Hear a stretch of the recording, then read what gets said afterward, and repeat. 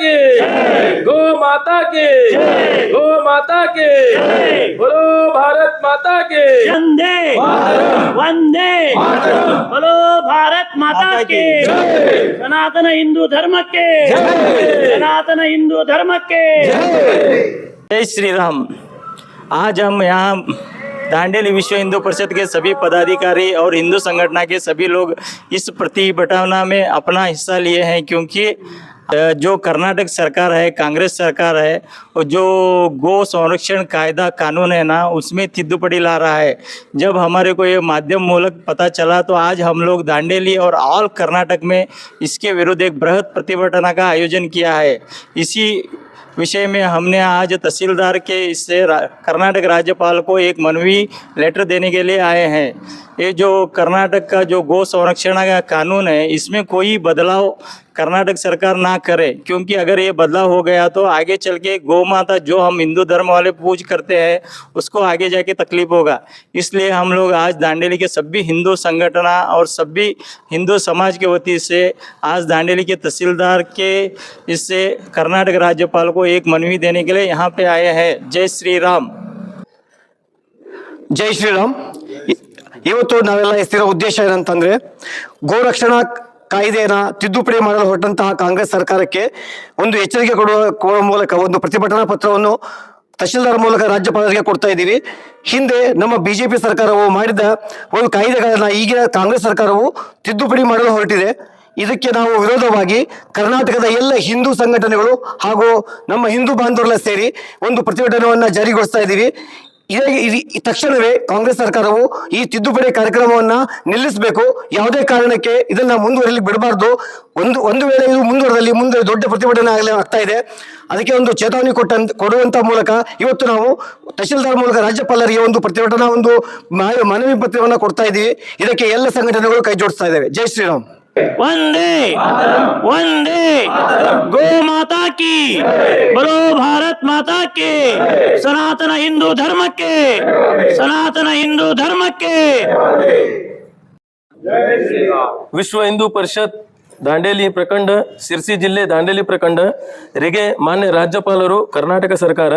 ಮಾನ್ಯರೇ, ವಿಷಯ ಕರ್ನಾಟಕ ಜಾನುವಾರು ಹತ್ಯೆ ಪ್ರತಿಬಂಧಕ ಹಾಗೂ ಸಂರಕ್ಷಣಾ ಕಾಯ್ದೆ 2020 ಪ್ರಸ್ತಾವಿತ ತಿದ್ದುಪಡಿಯು ಸಂವಿಧಾನದ ಆಶಯಕ್ಕೆ ಹಾಗೂ ರಾಜ್ಯದ ಮತ್ತು ಹಿಂದೂ ಸಮಾಜದ ಹಿತಾಸಕ್ತಿಗೆ ವಿರೋಧಿಯಾಗಿರುವುದರಿಂದ ಅದನ್ನು ವಿಧಾನಸಭೆಯಲ್ಲಿ ಮಂಡಿಸಿದಂತೆ ಸರ್ವ ಕ್ರಮ ಕೈಗೊಳ್ಳಲು ಆಗ್ರಹ.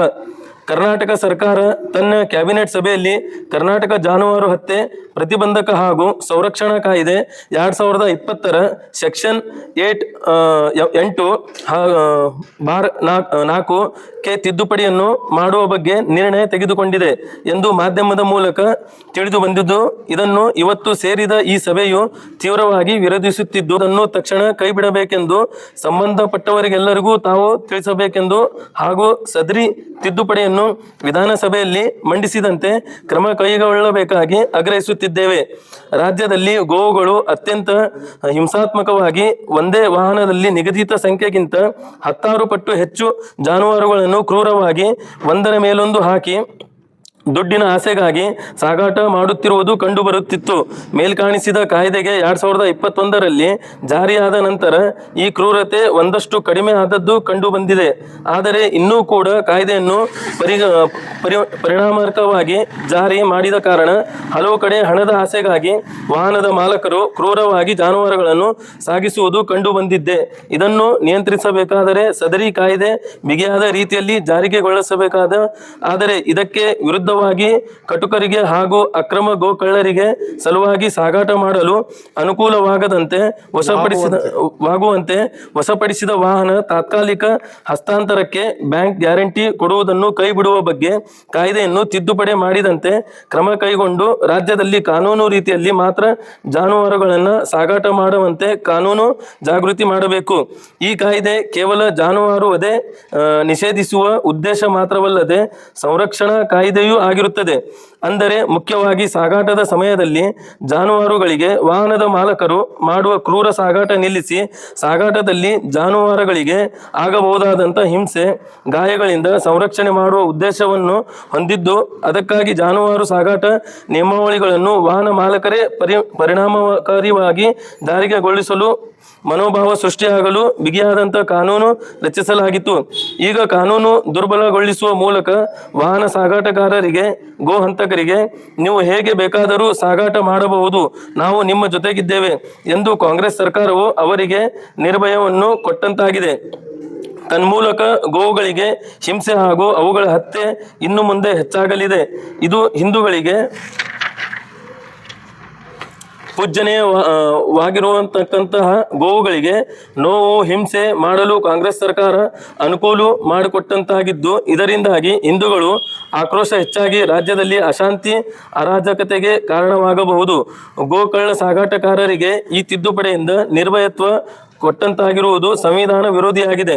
ಸಂವಿಧಾನದ ಆರ್ಟಿಕಲ್ 51A ಇದರ ಪ್ರಕಾರ ಜೀವಿಗಳಿಗೆ ಕರುಣೆ ತೋರಿಸುವುದು ಪ್ರತಿಯೊಬ್ಬ ಭಾರತೀಯನ ಮೂಲಭೂತ ಕರ್ತವ್ಯವಾಗಿದೆ.